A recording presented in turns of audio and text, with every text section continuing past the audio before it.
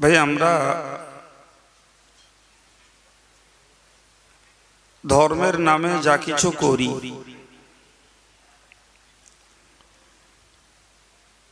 তো মূলত করি আল্লাহর হুকুমের গোলামি। তো যদি আল্লাহ আমাদের গোলামিতে রাজি খুশি হন তাহলে আমাদের ধর্মের নামের এই মেহনত সার্থক। কিন্তু যদি আল্লাহ রাজি খুশি না হন তাহলে আমরা ধর্মজীবনে যা কিছু কষ্ট করি সেগুলি আল্লাহর কাছে ব্যর্থ। ঠিক কিনা বল? আমি আবার বলছি, ওয়াজ দেই আর ওয়াজ করি আর নামাজ পড়ি আর জিকির করি আর তাসবিহ পড়ি, মূলত দরকার আল্লাহ পাকের সন্তুষ্টি। দেখুন, আমরা দুনিয়াতে কোনো মালিকের কাজ করি, তো মালিক যদি আমার কাজে খুশি হন তবে মালিকের কাছে সমাদরও আছে, মজুরিও আছে।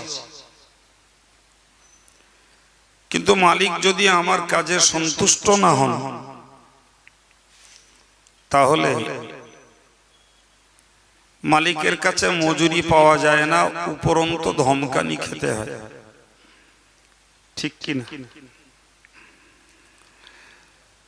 তো আমাদেরকে সবাইকে ধার্মিকা ভাইদের এবং মায়েদের মনে রাখা দরকার, ছোট থেকে বড় আল্লাহ এবং রাসূলের হুকুমের যা কিছু আমরা পালন করছি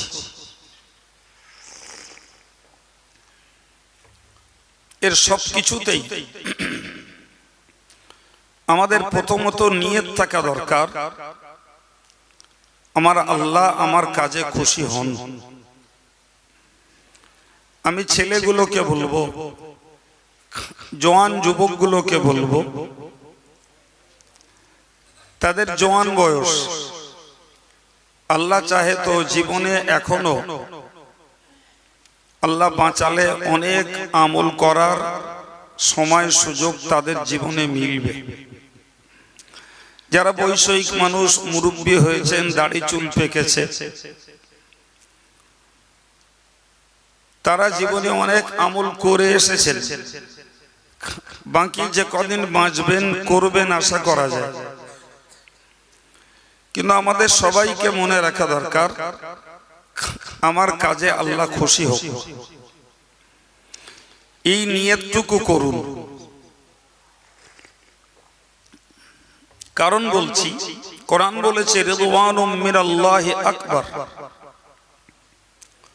আল্লাহর পক্ষ থেকে বান্দা যদি সন্তুষ্টি পায়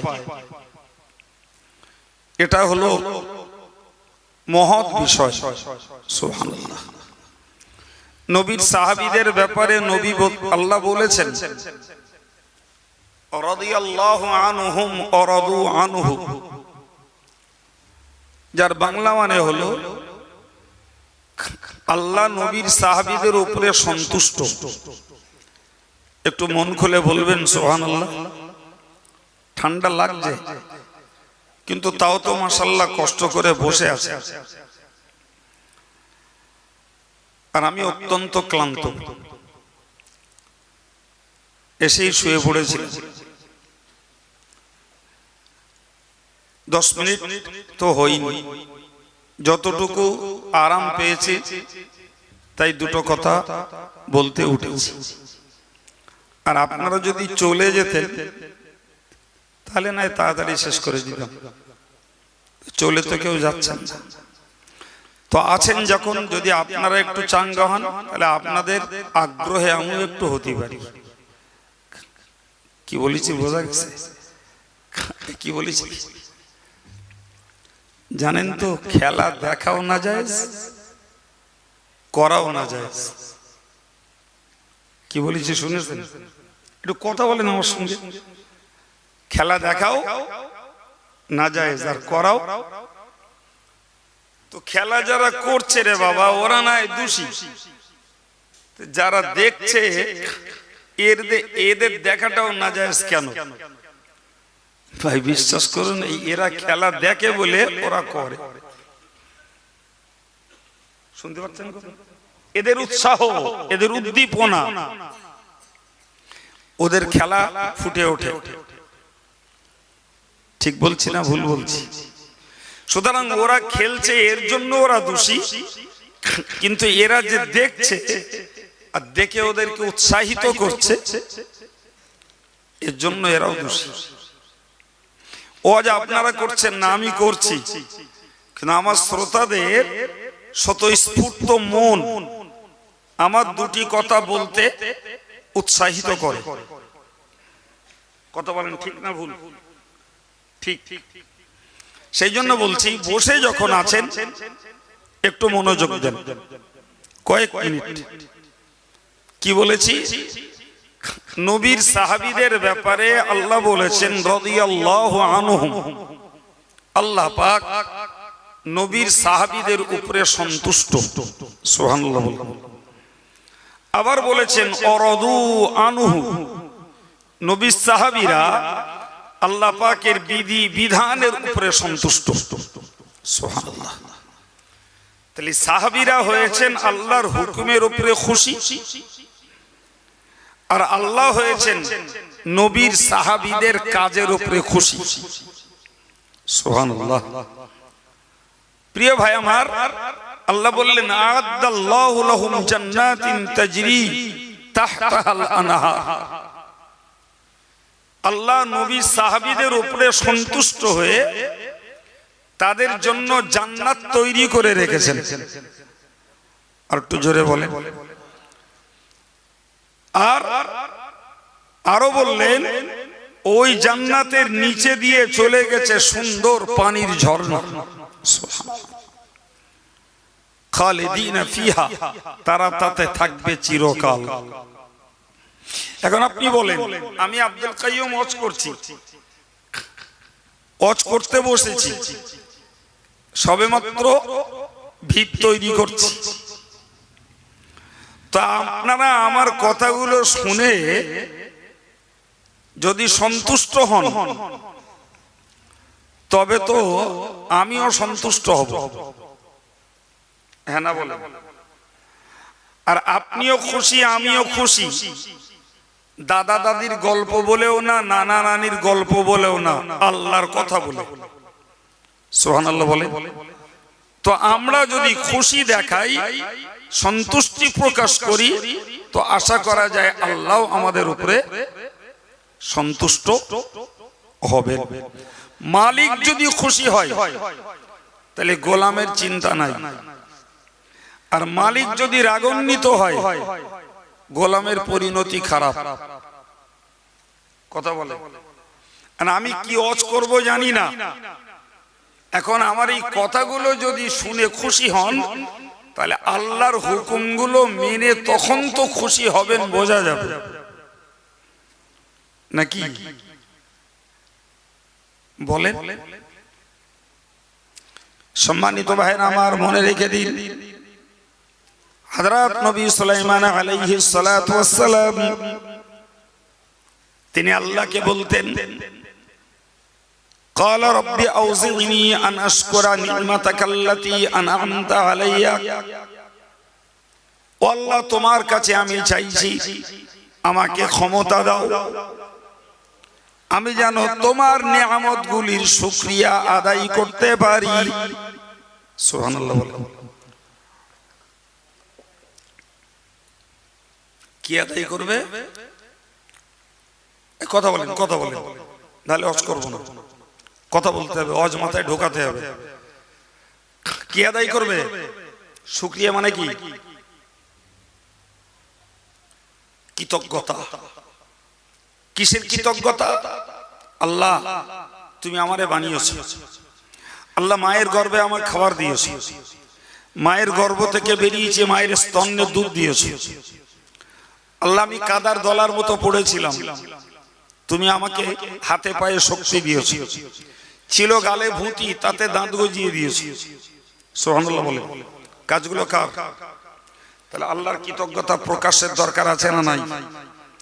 বড় হয়েছি, সাজানো জগৎ চোখে দেখতে পেয়েছি, প্রশস্ত পৃথিবীতে যত ক্ষমতা যত প্রয়োজন দৌড়ুচ্ছি, কার দেওয়া ক্ষমতা?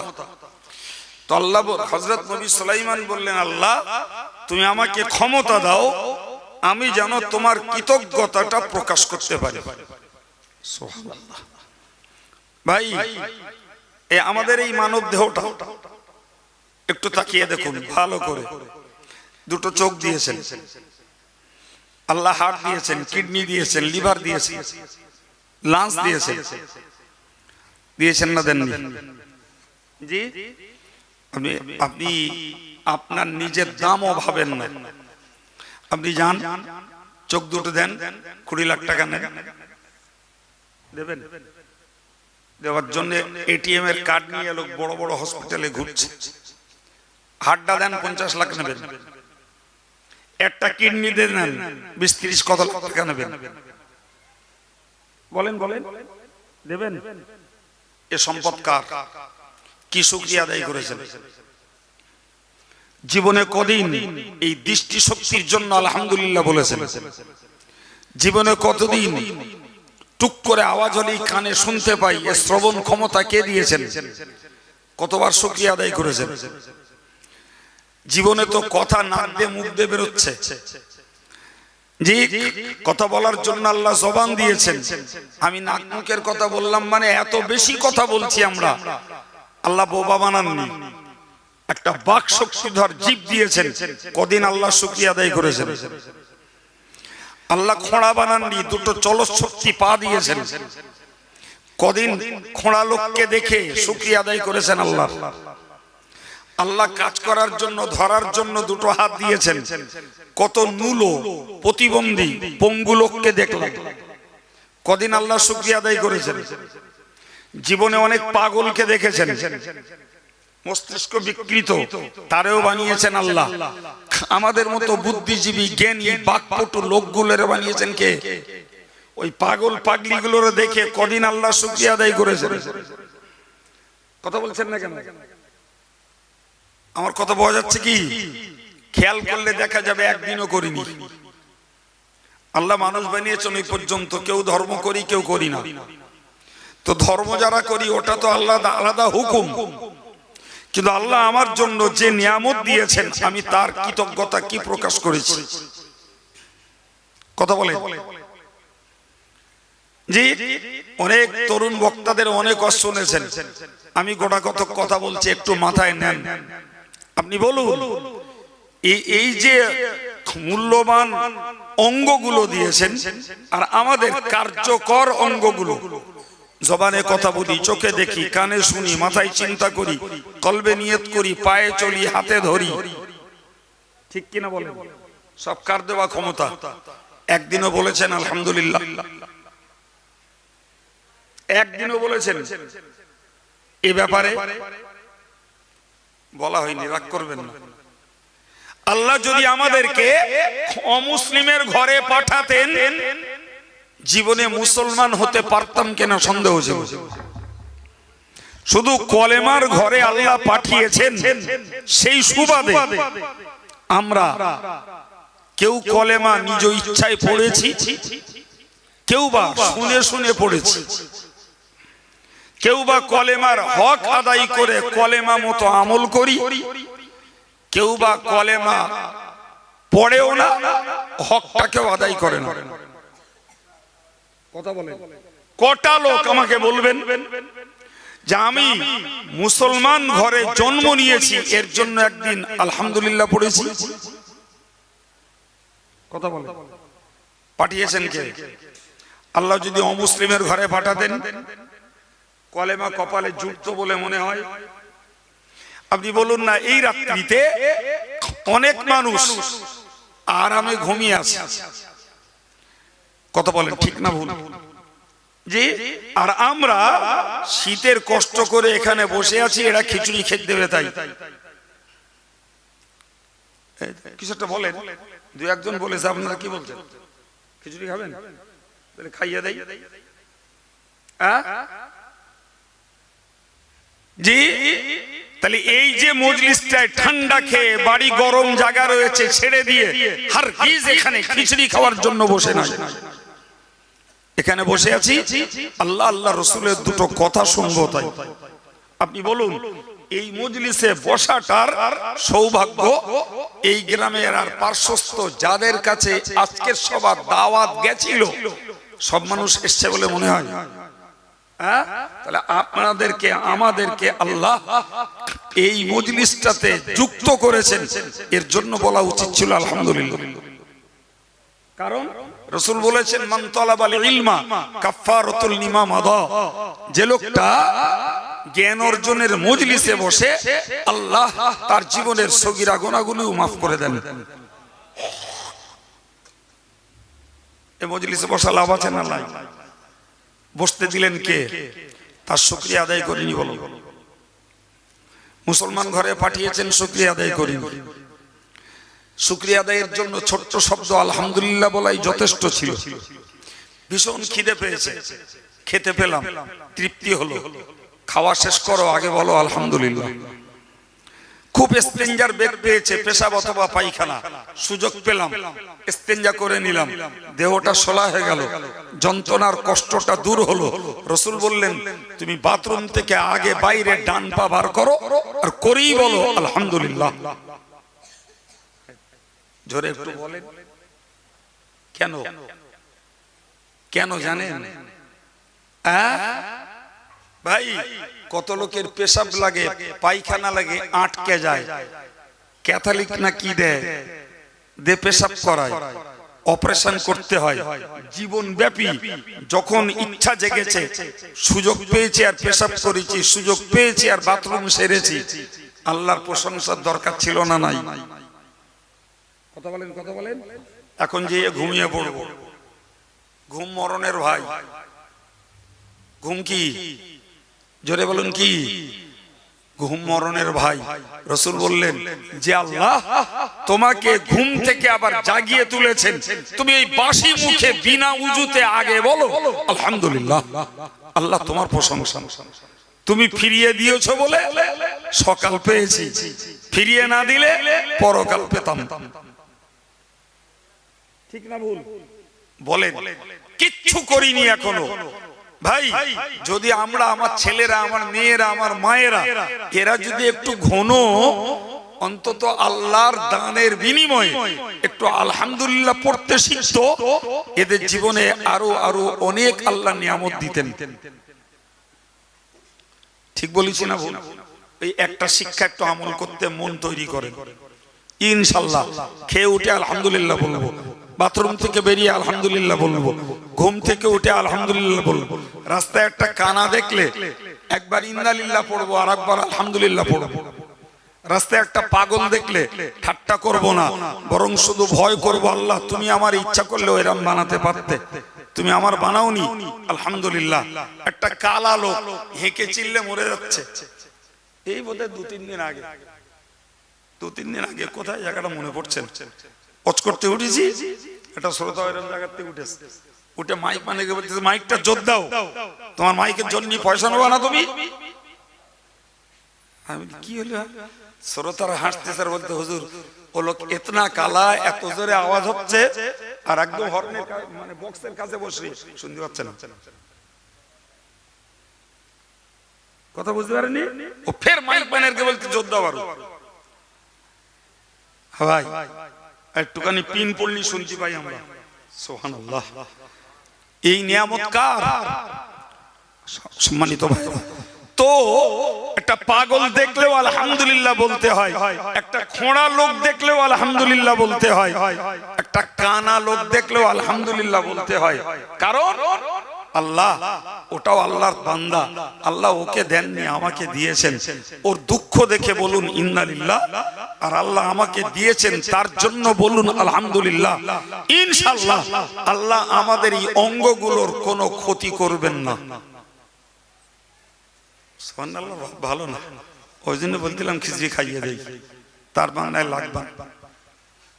একটু মন খুলে বলে, আগো বাবা, ভালো লোকের পাটা ভাঙাচোরা খোঁড়া হয় না, হ্যাঁ না বলে? ভালো লোকের হাতের হাত নুলো হয়ে যায় না, চোখ কানা হয়ে যায় না বাপ? হ্যাঁ, লোকটা ভালো থাকতে থাকতে মাথা বিগড়ে যায় না? আমার আল্লাহ বলেছেন লা ইন শাকারতুম লা আযীদান্নাকুম, ও আমার বান্দা বান্দি তোমরা মনে রাখো, লা ইন শাকারতুম, তোমরা যদি আমার নিয়ামতের কৃতজ্ঞতা প্রকাশ করো, আমার নিয়ামত পাওয়ার পরে যদি তোমরা শুকরিয়া আদায় করতে যে আলহামদুলিল্লাহ বলো, আমি আল্লাহ লা আযীদান্নাকুম, তোমাদের জন্য আমার নিয়ামতকে আরো বাড়িয়ে দেব।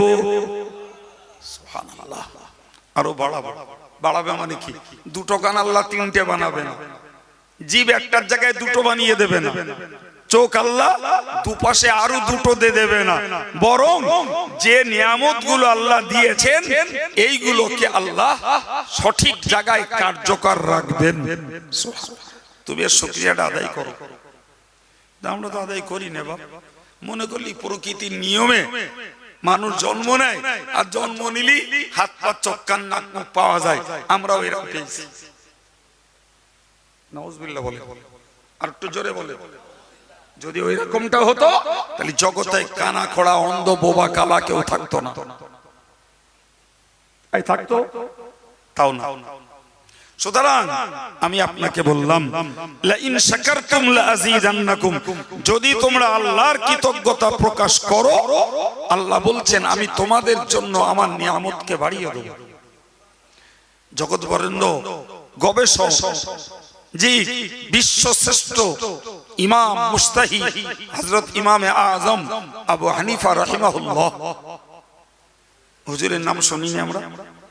জোরে বলেন শুনিনি। তার পরিচয় কি আমাদের কাছে? তিনি আমাদের মাযহাবের ইমাম। তো তাকে কি দিয়ে বোঝাবো জানেন? কোরআন আর হাদিসকে তিনি রিসার্চ করে করে বিশ্ব মুসলিম জাতির জন্য ৮৩,০০০ মসলা আবিষ্কার করেছেন। একটু মন খুলে বলে, সত্যি আপনাদের সুবহানাল্লাহ বলে মনে হচ্ছে সদ্য করোনাতে উঠে এসে এ কি? সুবহানাল্লাহ আমার জন্য বলছেন? কার জন্য? এ সুবহানাল্লাহর মানে বুঝেন? ওই জন্যই বলতে চান না, ওইটা আগে একটু বলে নেই, দেখি সুবহানাল্লাহর পাওয়ার একটু বাড়ে।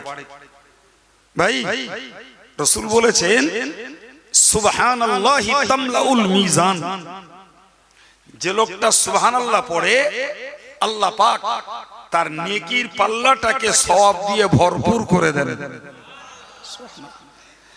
একটা নেকির পাল্লা কত বড় তা জানেন? তাও জানেন না।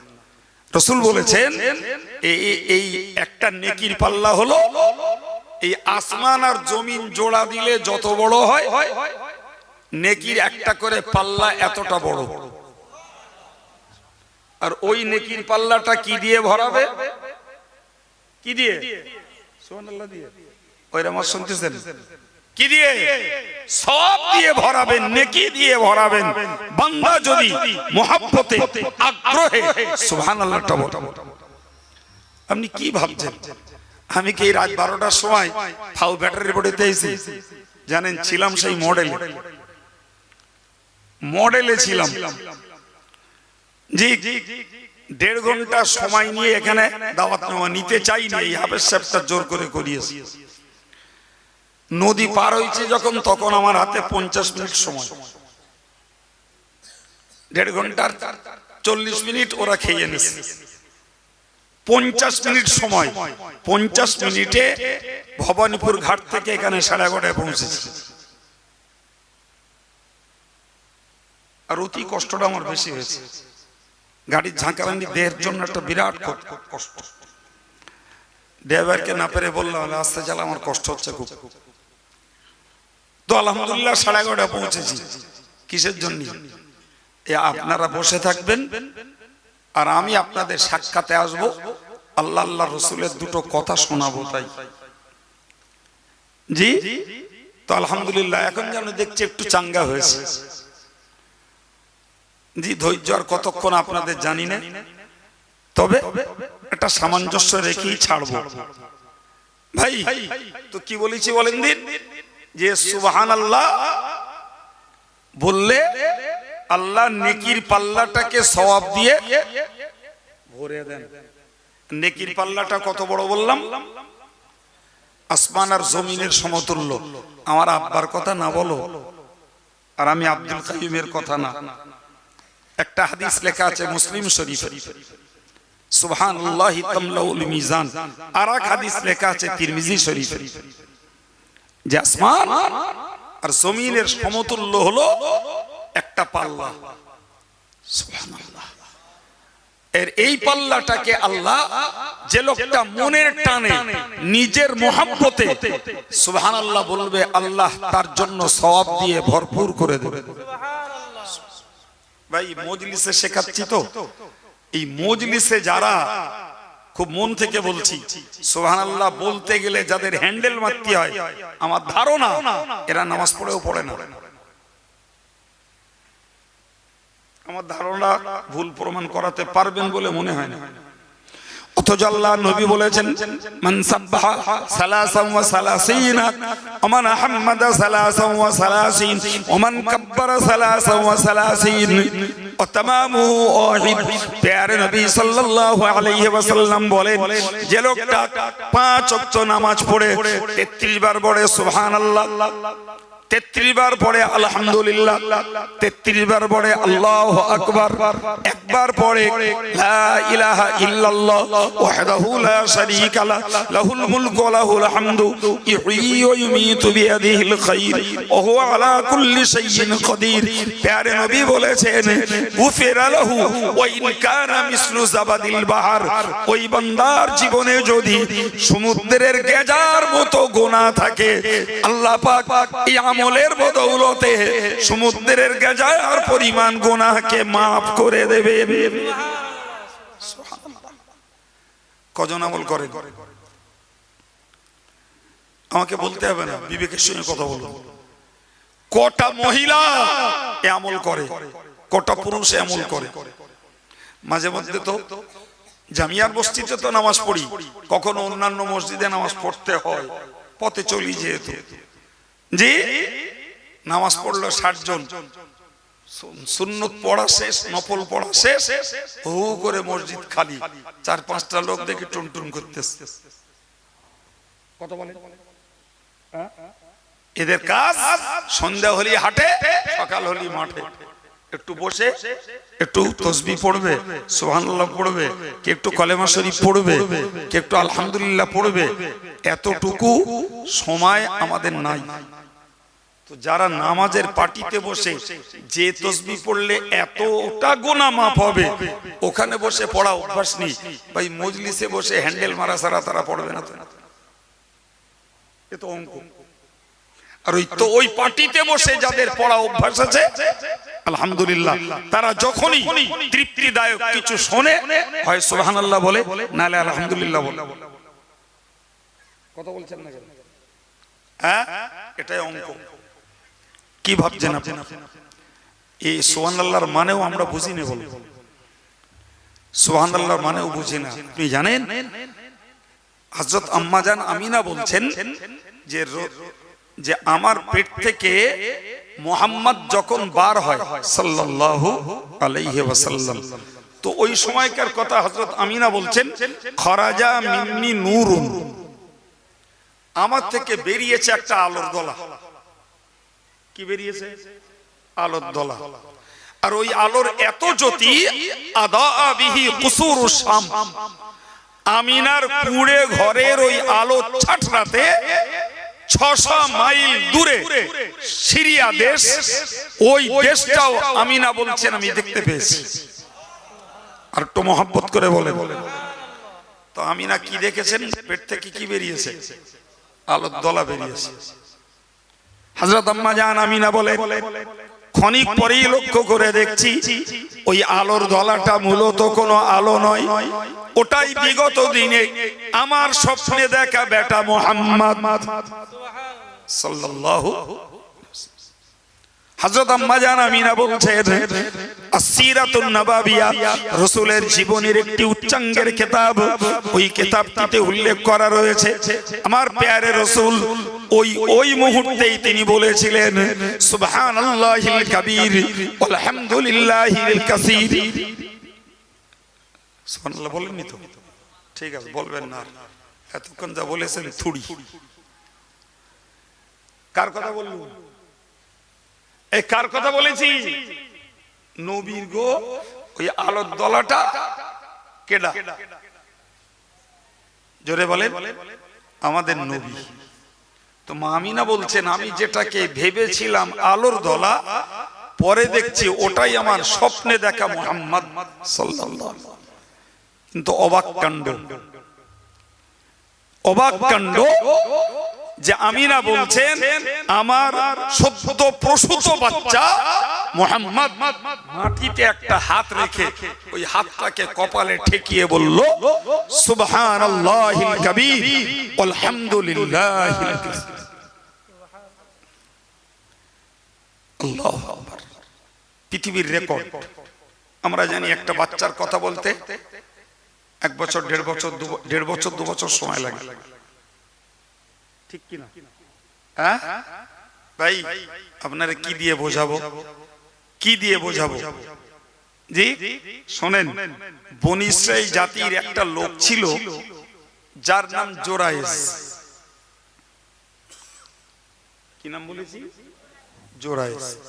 এই লোকটা ছিল মস্ত বড় আল্লাহওয়ালা এবং খুব নামাজি, খুব নামাজি। তো নামাজ পড়ার মোহাব্বতে বাড়ি ছেড়ে দিল। সুবহানাল্লাহ বলেন। নামাজ পড়ার মোহাব্বতে আমাদের মসজিদে চত্বরে মিটিং হলি নামাজ পড়ার ভয়তে বাইরে চলে যায়। এই হ্যাঁ না বলেন, ঠিক কি না? আর ওই লোকটা নামাজ পড়ার জন্য বাড়ি ছেড়ে জঙ্গলে গেছে। সুবহানাল্লাহ। কেন? বাড়িতে নামাজ পড়তে ডিস্টার্ব হয়, সংসার ক্যাঁচকুচ আছে, গল্প গুজব আছে, কথাবার্তা আছে, তার মনটা ঠিক খুশি হয় না নামাজ পড়ে। তাই নির্জনে নামাজ পড়ার জন্য এক জঙ্গলে গেছে। আল্লাহ, মা তার বেঁচে ছিলেন, সহিহ বুখারীর বর্ণনা। তো মা গেছে ছেলের সঙ্গে দেখা করতে। ছেলে তখন নামাজ পড়ছে, মা যে ডেকেছেন, ছেলের কানে আওয়াজ গেছে। ছেলে চিন্তা করছে, একদিকে নামাজ, একদিকে মার ডাক, কি করি? নামাজ ছাড়ি না মার ডাক ছাড়ি, কোনটা করি? চিন্তা নিতে নিতে মা চলে গেছে। মানে নামাজ ভাঙবো কি ভাঙবো না, ভাঙবো কি ভাঙবো না করতে করতে মা ফিরে গেছে। পরদিন মা আবার এসেছেন, ও বাবা জোরায়েজ। জোরায়েজ দেখে এসে দেখছেন, মা দেখছেন বাবা জোরায়েজ নামাজে। জোরায়েজের আজাব আর টেনশন, নামাজ ছাড়ি না মার ডাক ছাড়ি, নামাজ পড়বো না মায়ের ডাক শুনবো। সিদ্ধান্ত নিতে দিতে দ্বিতীয় দিনেও মা বিদায় নিয়েছে। তৃতীয় দিন আবার এসেছেন মা, একই ভাবে এসে দেখছেন জোরায়েজ নামাজে। চিল্লে বলুন সুবহানাল্লাহ। মা আবার ডেকেছেন, জোরায়েজ একই চিন্তা করতে করতে মা বিদায় নিলেন। বিদায়ের সময় মা বলে গেলেন, হে জোরায়েজ, তুই যখন গর্ভধারিণী মাকে 3 দিন ফিরত দিলি, আমি তোর জন্য বদদোয়া করি কোন ব্যভিচারী মহিলার মুখ না দেখা পর্যন্ত তোর যেন মরণ না হয়। কার দোয়া? জোরে বলেন। মা কি দোয়া করেছে? বলেন বলেন, বলতে হবে। ব্যভিচারী মহিলার মুখ না দেখা পর্যন্ত তোর যেন মরণ না হয় বলে মা বেরিয়ে। মায়ের দোয়া বিদ্যুতের মতো লেগে গেছে আল্লাহর দরবার। জি খোদার খেলা। কিছুদিন বাদে পার্শ্বস্থ এক মহিলার স্বামী ছাড়া বাচ্চা হল। স্বামী ছাড়াই ওই মহিলাকে যখন চাপ সৃষ্টি করলো এলাকার জনগণ, ও চট করে পিঠ বাঁচানোর জন্য ওই দরবেশ জোরায়েজের নাম বলে দিল। ইন্নালিল্লাহ বলল। একটু জোরে বলে। সে বেচারা 100% ভালো, 100% পবিত্র, তার চরিত্র নিখুঁত, কিন্তু ওই মহিলা পিঠ বাঁচানোর দায়ে কার নাম বলেছে যে ওই দরবেশের ঔরসে আমার এই বাচ্চা। ক্ষিপ্ত জনতা ছুটে এলো, দরবেশকে সাধ্য মতো মারল এবং তার যে ইবাদতখানা ছোট্ট ঝুপড়ি সেটাও ভেঙে চুরমার করে দিল। উনি মার খেয়ে ঝুপড়ি শেষ, নিজের দেহ জরা জীর্ণ ওই অবস্থাতে বললেন, দেখো তোমরা আমায় মেরেছো, আমি তোমাদের ক্ষমা করব। আমার ইবাদতখানা ভেঙে দিয়েছো, তাও আমি তোমাদের ক্ষমা করব, কিন্তু তোমরা এখনো জানো আমি নিরপরাধী।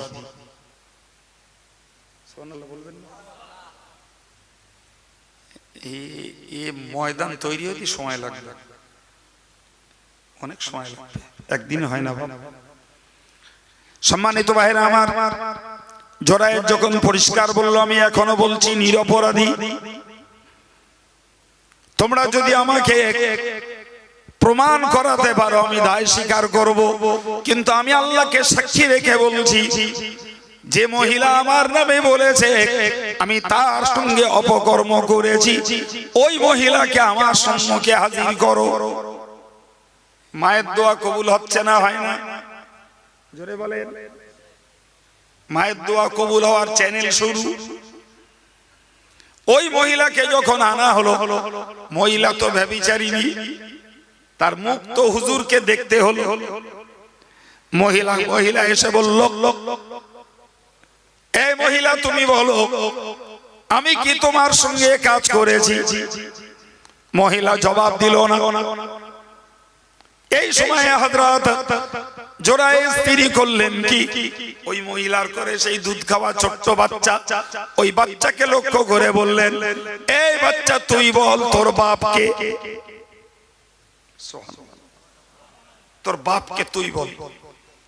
ওই বাচ্চা মায়ের কোলে বসে বলেছিল, আমার বাপ মাঠের মুখ রাখাল। সুবহানাল্লাহ বাড়িয়ে বলবে না?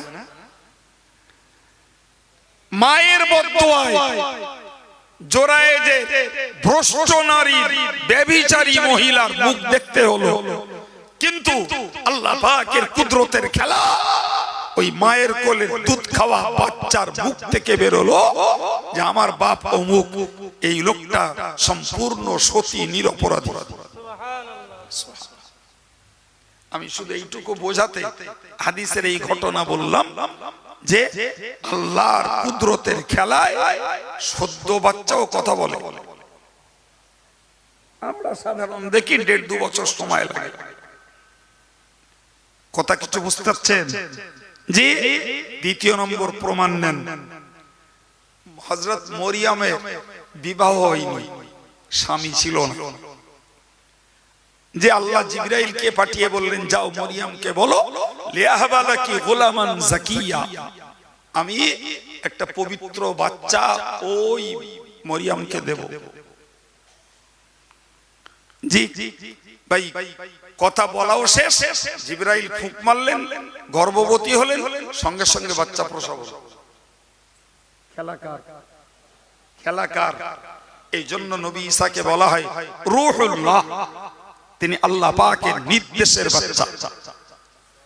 অপদার্থ খ্রিস্টান জাতিরা বলে ঈসা নবী আল্লাহর ছেলে। জোরে বলেন নাউজুবিল্লাহ। আমাদের আকীদা ওটি আল্লাহর হুকুমে তৈরি, অথচ ওই মরিয়ম ছিলেন বাইতুল মুকাদ্দাসের খাদেমা, সেবিকা। সুবহানাল্লাহ। এখন যে মেয়েটা বাইতুল মুকাদ্দাসে সেবা দিয়েছে আর ওই মেয়েটার বিয়ে হয়নি, তার পেটে বাচ্চা আসবে, এটুরে জনতা সহজে ছাড়ে? এক কথায় বলবে কি ব্যাপার, একদিন সুবিগিরি করে করে এই কর্ম করেছো, বলবে না? বলবে না, তো বলাই কথা। মরিয়মের যখন বাচ্চা হলো, জনগণের মাঝে ছড়িয়ে গেল, কৌতূহলী জনতা হযরত মরিয়মকে ঘিরে ধরল। মরিয়মকে ঘিরে ধরল, বলল ব্যাপার কি? তিনি বুঝিয়ে দিলেন ইন্নী নাযারতু লির-রহমান সাওমান, আমি আল্লাহর কাছে নীরব থাকার, চুপ থাকার মান্নত করেছি। কিসের মান্নত? চুপ থাকা মান্নত। ভাই না খেয়েও রোজা তবুও সহজ, কথা না বলার রোজা মারাত্মক কঠিন। যদিও পুরুষ মানুষ হয়তো দু চারটে ওই না কথা বলার রোজা রাখতে পারে, আমার মাদের ও রোজা একটাও হবে না। বলো, ও কথা না বলে কি থাকবে? স্বামীর আদেশ আছে, বাচ্চাদের খেজুমি আছে, জি হাঁস মুরগিদের জ্বালাতন আছে, ওই সামলে কথা না বলে পারে? কথা বলেন না। তা আমরা করি না খেগো রোজা। আর মরিয়াম বলেন কি, আমি চুপ থাকার মান্নত করেছি আল্লাহর কাছে। তখন কৌতূহলী জনতা আরো বুঝলো যে গোপন তত্ত্ব ফাঁস হয়ে যাবে, এই জন্য কথা বলছেন।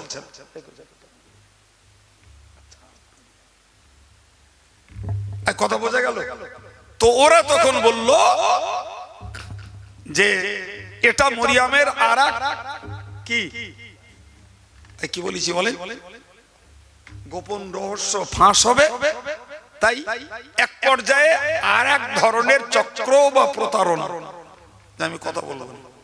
কিন্তু ওদের বক্তব্য তুমি কথা বলবে না বলবে জানি না, রহস্যটা বলতে হবে। বাচ্চা কথা। সম্মানিত ভাইরা, কোরআন খুলে দেখুন, কোরআন বলছে হযরত মরিয়ম কোনো কথা বললেন না।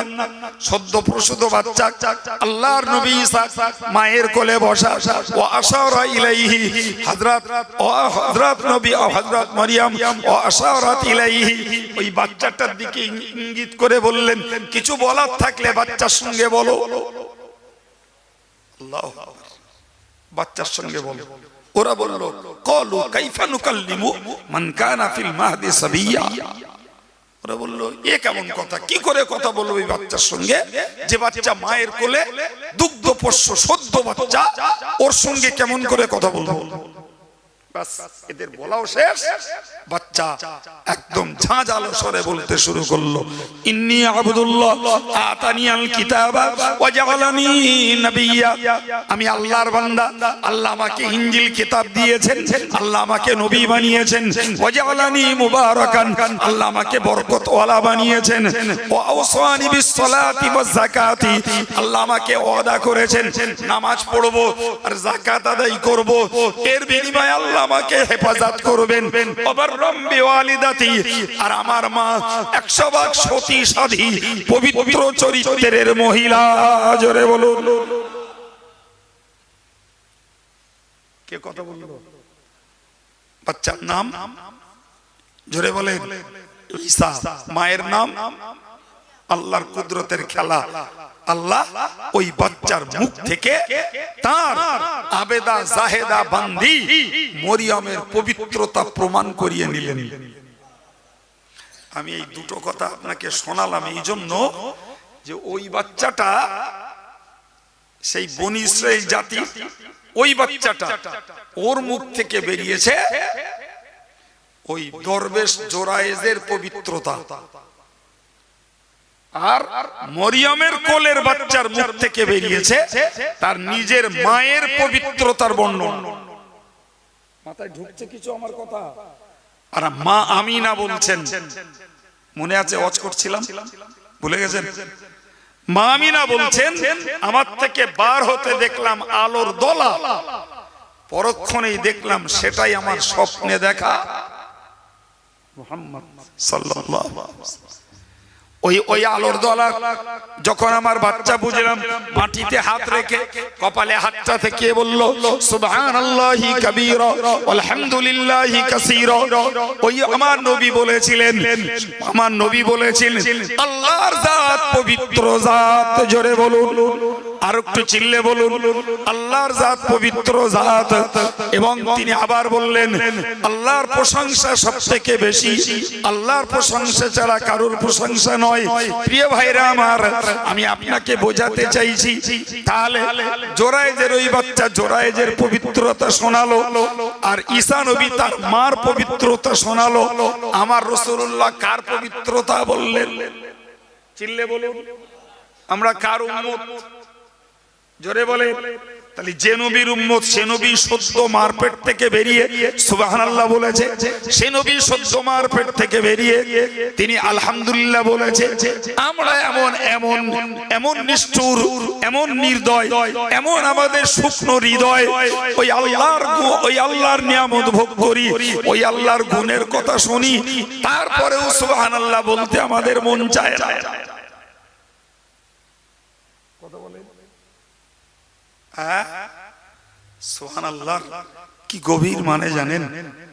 জি, সুবহানাল্লাহর প্রথম মানে হলো আল্লাহ আমি তোমার পবিত্রতা বর্ণনা করছি, তুমি শরীকদার থেকে মুক্ত। কিসে মুক্ত? তোমার কোন শরীক, ও থেকে তুমি পবিত্র। সুবহানাল্লাহ। নাম্বার 2 আনিন নাকাইস, আল্লাহ তুমি সমস্ত রকমের ঘাটতি থেকে পবিত্র, তোমার মধ্যে কোনো ঘাটতি। নাম্বার 3 আনিল উয়ুব, আল্লাহ তুমি সমস্ত রকমের দোষ থেকে মুক্ত।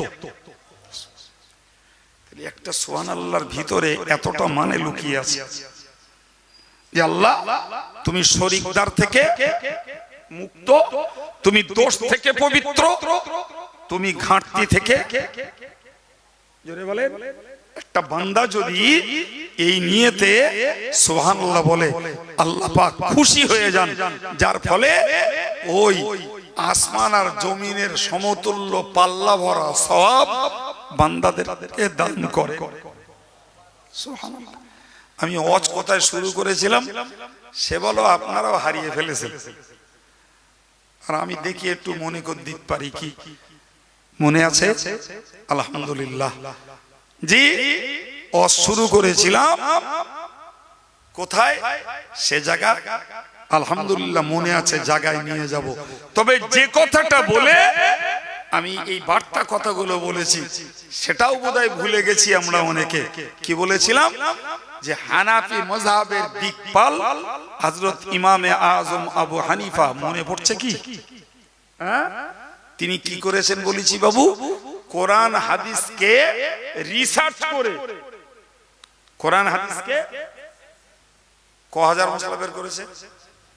বাহ, সবাই মিলে বলেন ক হাজার। বিশ্বাস করুন এই জমানার সব আলেমকে যদি একসঙ্গে বসিয়ে দেওয়া হয় একটা মশলাও বার করার, আবিষ্কার করার ক্ষমতা নেই। শুনতে পাচ্ছেন না? এই জন্যই নিত্য নতুন কোন বিষয় যখন উদ্ভাবন হয় নানা মুনির নানা মত তৈরি হয়। কথা বুঝে আসছে কি? জি, এবার শুনুন যে কথাটা বলার জন্য এই কথাটা বললাম। আল্লাহু আকবার। হযরত ইমাম আযম আবু হানিফা রাহিমাহুল্লাহ হুজুরকে জিজ্ঞাসা করালো, হুজুর আপনি এত ইলমের অধিকারী কি করে হলেন? প্রশ্নটা বোঝা গেছে? এত জ্ঞানী আপনি কি করে হলেন? তার মানে বোঝাতে চাইছে যে এত জ্ঞান তো মানুষ পড়ে শুনে অর্জন করতে পারে না, এত জ্ঞান আপনি কি করে পেলেন? আল্লাহ হুজুর জবাব দিলেন, আলহামদুলিল্লাহর বরকতে। কিসের বরকতে? আমি ওয়াজ করছিলাম, বলো খেয়ে উঠে আলহামদুলিল্লাহ, বাথরুম থেকে বেরিয়ে আলহামদুলিল্লাহ, ঘুম থেকে উঠে আলহামদুলিল্লাহ, কানা দেখে আলহামদুলিল্লাহ, খোঁড়া দেখে আলহামদুলিল্লাহ বলছিলাম, মনে আছে? হযরত ইমাম আযম বললেন যে আল্লাহ আমাকে এই এত জ্ঞান দিয়েছেন শুধু আলহামদুলিল্লাহ বলার বিনিময়ে। তো লোকেরা বলল তা কি করে হয়? তিনি ওই আয়াতটা পড়লেন যে আয়াতটা আমি আপনাদেরকে শুনিয়েছি। হযরত ইমাম আযম বললেন, বাবারা মনে রাখো, আমার আল্লাহ বলেছেন লাইন শাকারতুম লাযীদান্নাকুম, যদি তোমরা আমার গুণ গাও, আমার কৃতজ্ঞতা যদি প্রকাশ করো, তোমাদের জন্য আমি আল্লাহ আমার নিয়ামতকে বাড়িয়ে দেব। জোরে বলুন সুবহানাল্লাহ। হুজুর বলছেন, আমি যখন একটা জ্ঞান অর্জন করতে গবেষণা করেছি, আল্লাহ পাক যখন আমাকে প্রথম একটা জ্ঞান দান করেছেন, আমি কোরআনের আয়াত অনুযায়ী আল্লাহ শুকরিয়া আদায় করার জন্য আলহামদুলিল্লাহ পড়েছি। জোরে বলুন। কারণ আল্লাহর হুকুম, তোমরা যদি আমার নিয়ামত পাও কি করতে হবে? জোরে বলে আলহামদুলিল্লাহ পড়া। শুকরিয়া আদায় মানে কি বলেছি? হ্যাঁ জি, নামাজ পেয়েছো আলহামদুলিল্লাহ পড়ো। ইমাম আযম বলছেন, আল্লাহ আমাকে একটা ইলম দিয়েছে, আমি বিনিময়ে কি করেছি?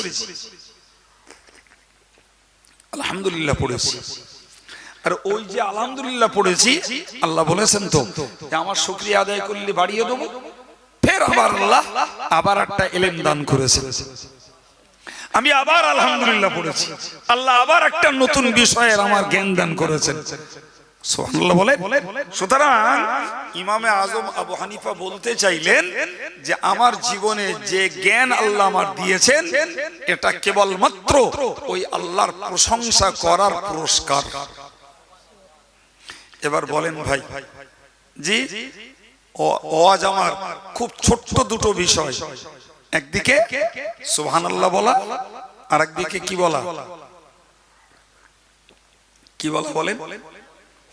সহিহ মুসলিমের হাদিসে উল্লেখিত রয়েছে, কিতাবুত তাহারাতের অধ্যায়ে রাসূল বলেছেন, যে লোকটা বলবে সুবহানাল্লাহ আলহামদুলিল্লাহ, সুবহানাল্লাহ আলহামদুলিল্লাহ, সুবহানাল্লাহ আলহামদুলিল্লাহ, যে লোকটা বলবে, আমি আল্লাহ পাকে নবী বলছি, জমিন থেকে শুরু করে আসমান পর্যন্ত এই মাঝখানের খালি জায়গাটাকে আল্লাহ ওই বান্দার জন্য সওয়াব দিয়ে ভরপুর করে দেবেন। একসঙ্গে দুটো বলতে হবে। কি কি জানে না? কেডা? কথা বলেন, কথা বলেন। কে জানে না? সবাই জানে। সুবহানাল্লাহ বলা আর আলহামদুলিল্লাহ বলা জানে না এমন কোন মস্ত ইয়াং একটা চরম যুবক ছেলে, সেও জানে। ধর্মকর্ম অন্য কিছু করে না, কিন্তু এটুকু জানে। কানে পড়ে পড়ে এটা পানির মতন মুখস্থ হয়ে রয়েছে। কথা বলে। তাহলে দরকার এই আমলটাকে করার জন্য একটা মনোযোগ, কি দরকার? একটা মনের টান দরকার, মনের টান। জি ভাই, যাতে গোনা মাফ হবে আর এই জমিন ভরা সব পাওয়া যাবে। আর এছাড়াও আরেকটা লাভ হবে, এছাড়াও আরেকটা লাভ হবে, বান্দা যত বেশি সুবহানাল্লাহ আলহামদুলিল্লাহ পড়বে না, শয়তান ওর কাছ থেকে দূরে সরে থাকবে। কারণ এর ভিতরে আল্লাহ শব্দ রয়েছে। কি শব্দ আছে? আল্লাহ শব্দ। আরে আল্লাহ শব্দটা শয়তানের জন্য চাবুকের মতো লাগে। কিসের মতো? চাবুকের মতো লাগে। ভাই সহিহ বুখারীর একটা হাদিসে রয়েছে যে কোন মসজিদে যখন আজান হয়, শয়তান তখন দৌড়য়। হাদিসের শব্দটা রয়েছে শয়তানের জন্য বলে বলছি। জি, হাদিস পাকে এসেছে ওয়ালাহু দুরাতুন, শয়তান শুধু দৌড়ায় না, ও তখন বায়ু সরাতে সরাতে দৌড়ে। কি সরাতে? বায়ুটা বোঝা গেছে তো নাকি? আমি গেও বাংলাটা আর বললুম না, বললি হেসে ফেলবেন, তাতে হাদিসের অমর্যাদা হবে। জি, তো হাদিস পাকের ব্যাখ্যাতে বলা হয়েছে যে শয়তানের বায়ুর এত জোর ও আজানের ধ্বনি থেকেও জোর বেশি, আর ওই জোরে বায়ু সরায় যাতে আল্লাহ শব্দের আজানের শব্দটার কানে না ঢোকে। শয়তান তো শয়তান, কি ধরনের শয়তান? কি না ঢোকে ওর কানে? আল্লাহু আকবার, আল্লাহু আকবার, এই আওয়াজ ওর কানে না ঢোকে, তাই নিজি বাই সরায় আর ওর থেকেও জোরে যাতে আজান না ঢোকে। আস্তাগফিরুল্লাহ। এখন বলেন বান্দা যদি সুবহানাল্লাহ আলহামদুলিল্লাহ সুবহানাল্লাহ আলহামদুলিল্লাহ সুবহানাল্লাহ আলহামদুলিল্লাহ পড়তে অভ্যাস করে, শয়তান ও ধারে বাড়ে খুব একটা যাবে? জোরে বলেন। আর শয়তান যখন ধারে বাড়ে যাবে না, তখন বান্দার মন নেক কাজের প্রতিও আকৃষ্ট হবে, আর পাপ কাজে ওই বান্দাকে শয়তান উৎসাহিত আর বেশি করতে। সুবহানাল্লাহ বলেন। যাই হোক ভাই, আমি যে ওয়াজ দিয়ে শুরু করেছিলাম সে ওয়াজ ছিল এই যে নবী সুলাইমান আল্লাহকে বলেছিলেন, মনে পড়ছে কি না মনে পড়ে না? তার আগে শুরু করেছিলাম আমাদের ধর্ম জীবনের দরকার। ওইটা একটা উত্তর দেন দিন কি? একদম প্রথম শুরু করেছিলাম ধর্ম জীবনে ধর্মের কাজ করে দরকার। একজন বলেছেন, আর লোকগুলো ওইটা মনে রাখার জন্য আবার একটু রিমাইন্ডার দিচ্ছি। দরকার আল্লাহর খুশি, আল্লাহর সন্তুষ্টি। মনে পড়ছে কি?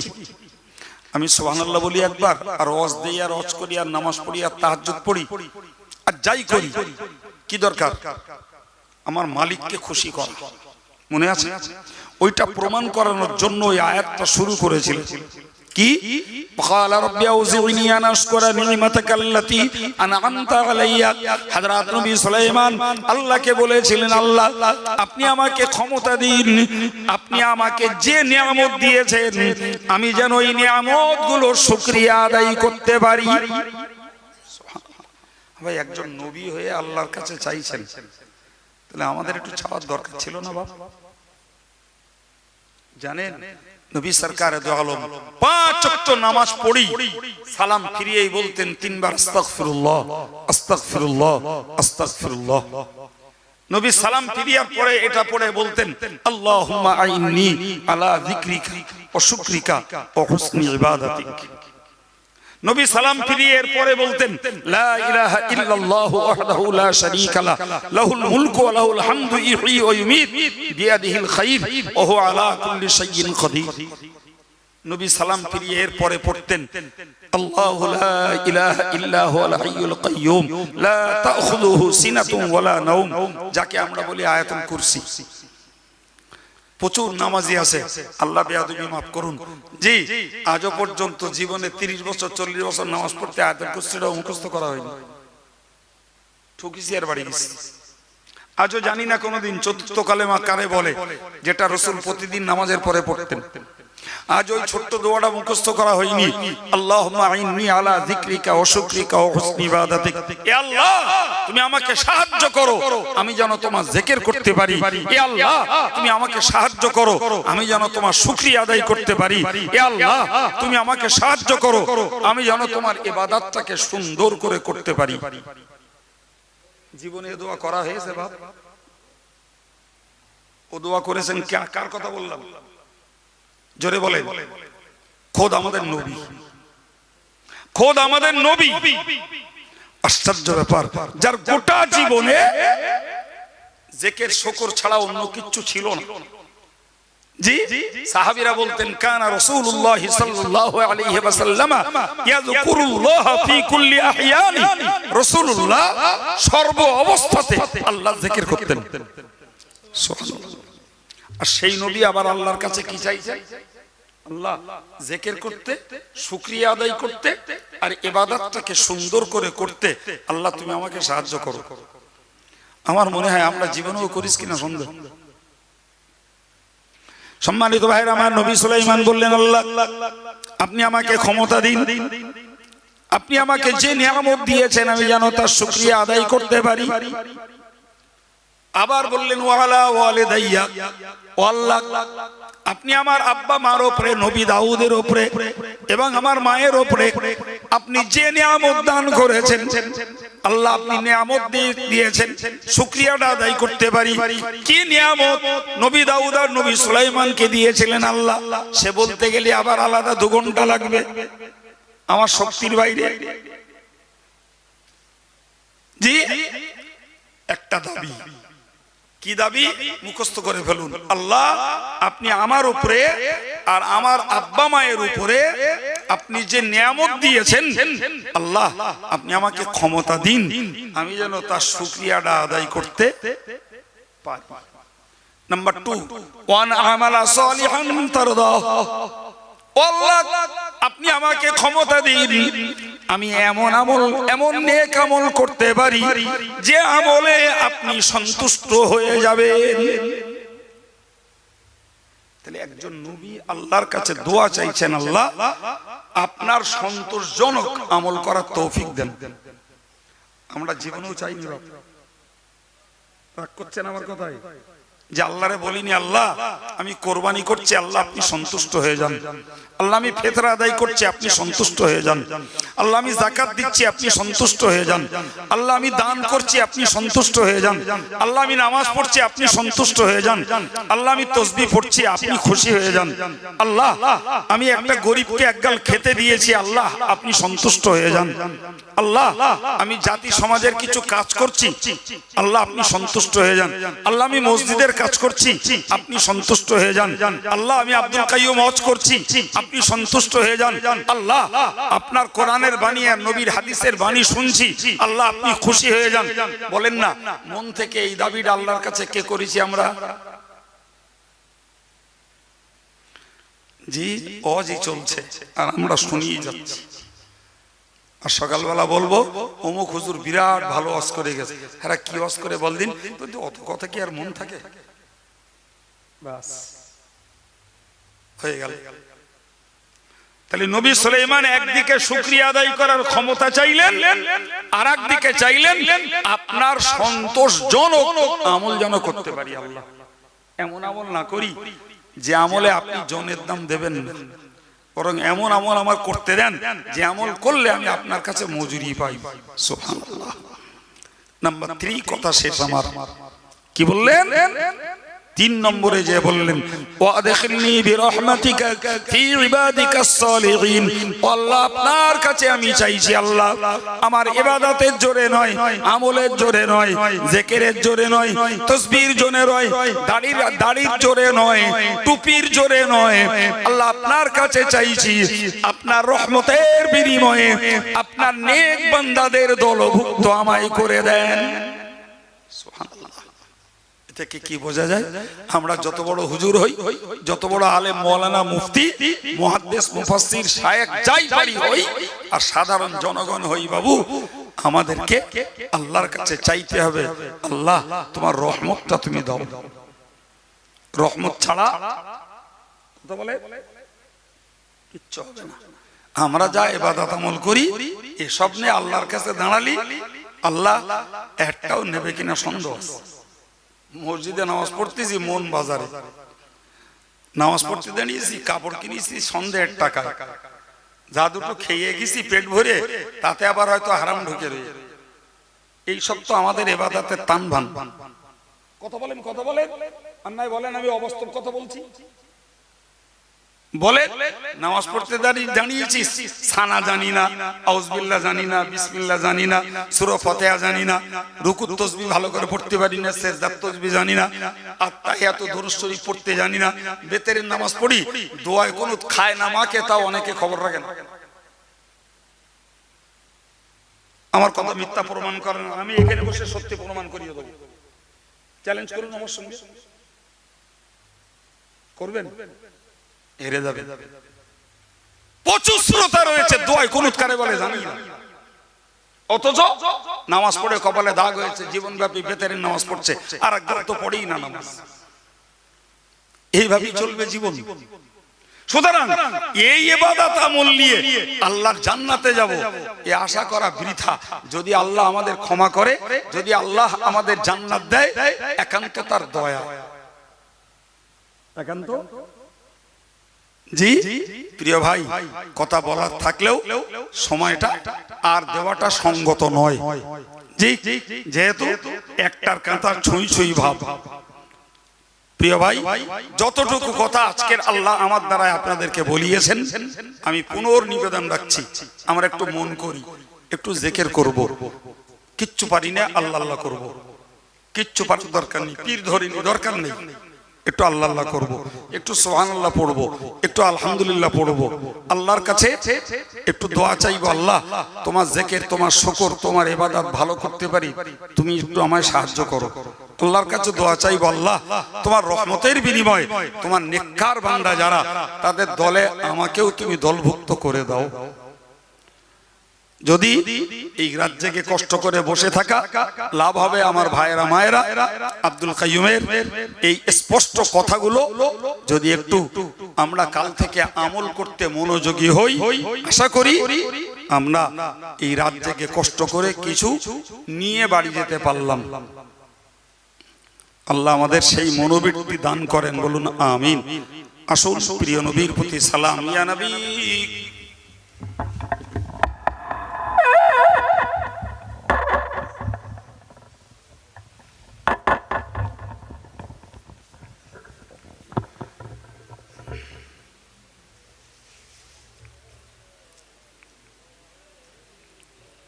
जब नबी पैदा हुए थे सब मलाक बर पैर खड़े थे, रब्बी सल्लिम पढ़ रहे थे बादाब यूं कह रहे थे, या नबी सलामुन अलैका या रसूल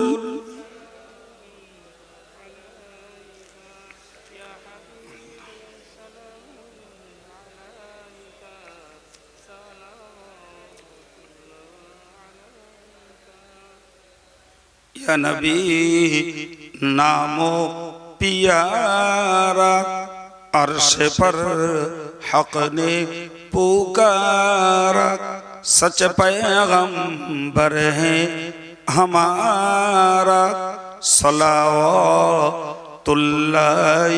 अलैका या नबी सलामुन अलैका या रसूल सलामुन अलैका, या हबीब सलामुन अलैका, सलावतुल्लाहि अलैका, या रब्बि सल्लि व सल्लिम।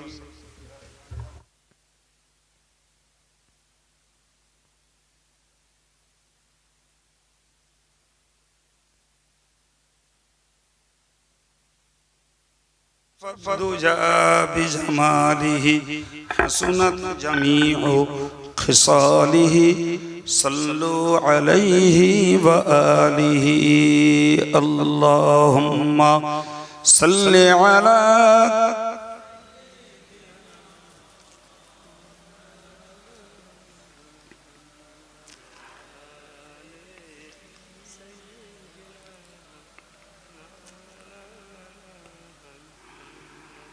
এতক্ষণ ওয়াজ শুনছি, সদ্য একটু আমল করি। আসুন সকলে আমার সঙ্গে বলুন আল্লাহ আল্লাহ আল্লাহ আল্লাহ আল্লাহ আল্লাহ আল্লাহ আল্লাহ আল্লাহ আল্লাহ আল্লাহ আল্লাহ আল্লাহ আল্লাহ আল্লাহ আল্লাহ আল্লাহ আল্লাহ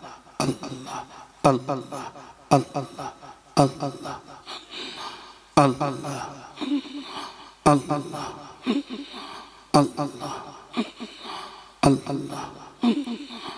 Allah Allah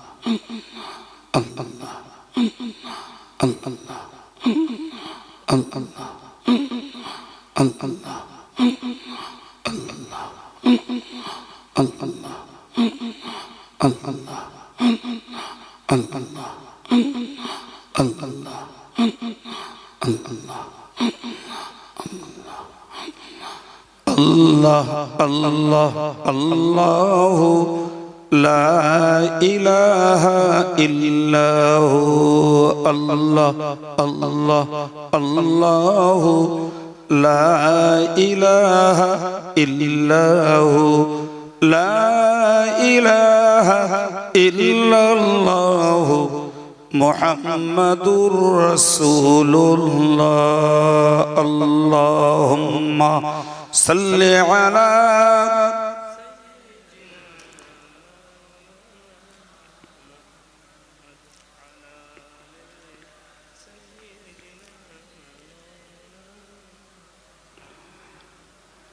সুবহানাল্লাহ আলহামদুলিল্লাহ লা ইলাহা ইল্লাল্লাহ সুবহানাল্লাহ আলহামদুলিল্লাহ লা ইলাহা ইল্লাল্লাহ সুবহানাল্লাহ আলহামদুলিল্লাহ লা ইলাহা ইল্লাল্লাহ সুবহানাল্লাহ আলহামদুলিল্লাহ লা ইলাহা ইল্লাল্লাহ সুবহানাল্লাহ আলহামদুলিল্লাহ লা ইলাহা ইল্লাল্লাহ সুবহানাল্লাহ আলহামদুলিল্লাহ লা ইলাহা ইল্লাল্লাহ সুবহানাল্লাহ আলহামদুলিল্লাহ লা ইলাহা ইল্লাল্লাহ লা ইলাহা ইল্লাল্লাহ মুহাম্মাদুর রাসূলুল্লাহ আল্লাহুম্মা সাল্লি আলা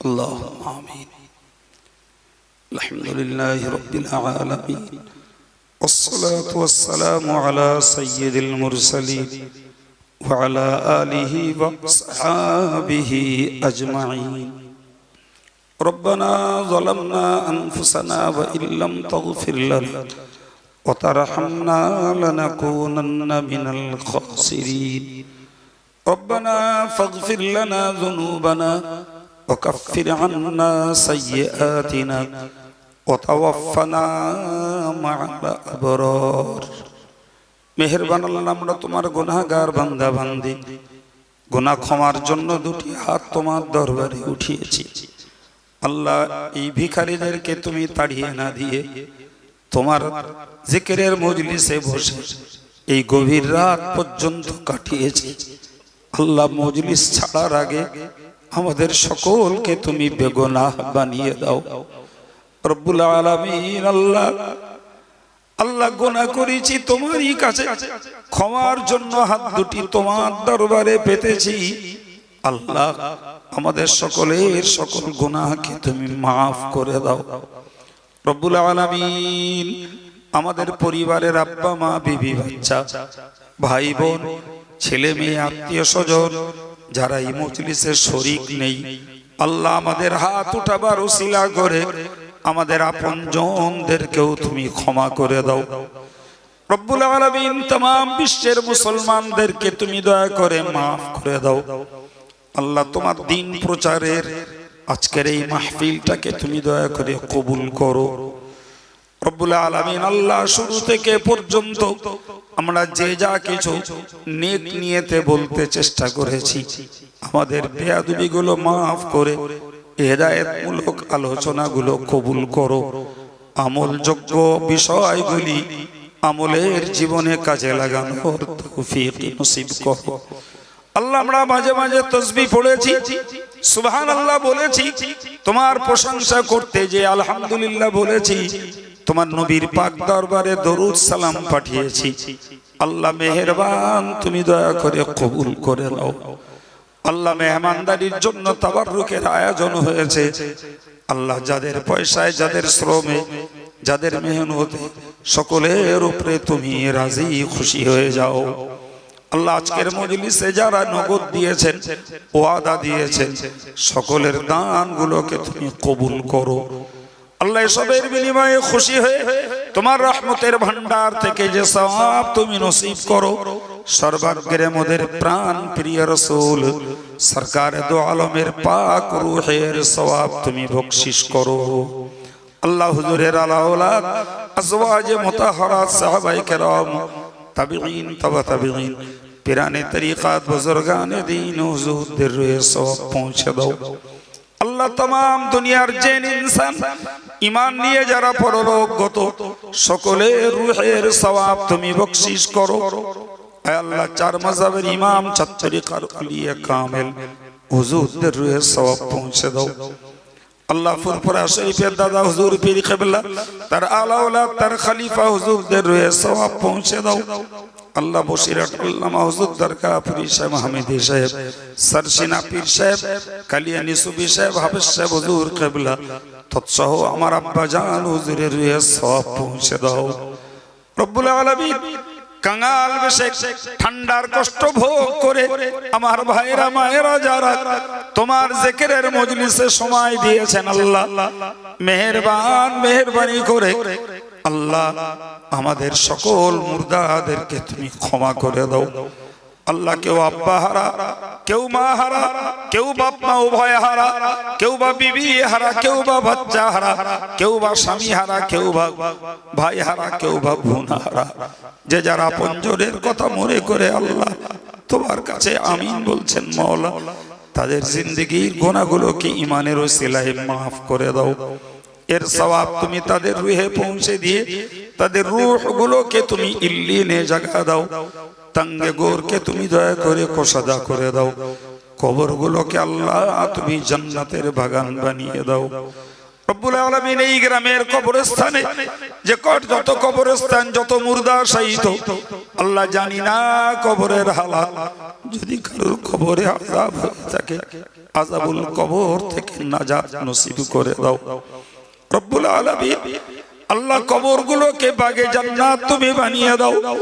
এর সওয়াব তাদের রুহে বকশিশ করে দিয়ে রূহগুলোকে তুমি ইল্লিনে জায়গা নসিব করে দাও।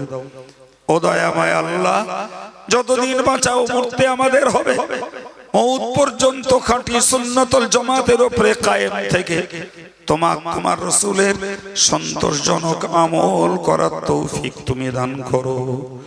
আল্লাহ বিপদ দিলে ধৈর্য দাও, মুক্তি দাও, রোগ দিলে তুমি শেফা দান করো। আয় আল্লাহ হালাল রোজগারে সকলের বরকত দান করো।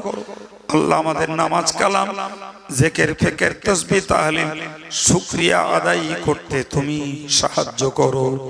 আল্লাহ আমাদের ইবাদত আমলে তুমি বরকত দান করো। আল্লাহ আমার ভাইয়েরা মায়েরা যারা নেক নিয়ত নিয়ে দুটি হাত উঠিয়েছেন সকলের সৎ মনোবাসনা তুমি পূরণ করে দাও। অসৎ মনোবাসনা অন্তর থেকে তুমি সাফ করে দাও। আজকের এই মাহফিলকে আল্লাহ আমাদের জন্য হেদায়েত ও নাজাতের ওসিলা বানিয়ে দাও। বেনামাজিদেরকে আল্লাহ তুমি নামাজি হওয়ার মনোযোগ তুমি নসিব করো। নামাজিদেরকে আল্লাহ জিকিরে শুকরে মনোযোগ দিতে তুমি তৌফিক নসিব করে দাও। আল্লাহ মাহফিলের ওসিলা করে আসমানি জিসমানি দানবী মানবী বালা থেকে তুমি রক্ষা করো। তোমার দরবারে মিনতি করি আল্লাহ মেহেরবান, ঘরে বাইরে আলো আঁধারে আমাদের বিবি বাচ্চা আলা ওলাদ মুহাব্বতের মানুষজন কাউকে আল্লাহ তোমার রহমত থেকে বঞ্চিত করে দিও না। ইয়া ইলাহাল আলামিন ইয়া খায়রান নাসিরিন নাসরুম মিনাল্লাহি ওয়া ফাতহুন করিব ওয়া বাশশিরিল মুমিনিন ফাল্লাহু খায়রুন হাফিজান ওয়া আরহামুর রাহিমিন। সুবহান রাব্বিকা রাব্বিল ইজ্জাতি আম্মা ইয়াসিফুন ওয়া সালামুন আলাল মুরসালিন ওয়ালহামদুলিল্লাহি রাব্বিল আলামিন। ربنا تقبل دعاءنا ببركة هذه الكلمة الطيبة لا إله إلا الله لا إله إلا الله لا إله إلا الله محمد رسول الله। সম্মানিত ভাইরা, 14ই মাঘে হানাফিয়া রিসালে সব সে তো আপনাদের বাড়ির উপরে সবাই থাকবেন। পয়লা দোসরা তেসরা ফাল্গুন জামিয়া রিসালে সওয়াব সকলকে দাওয়াত দিচ্ছি।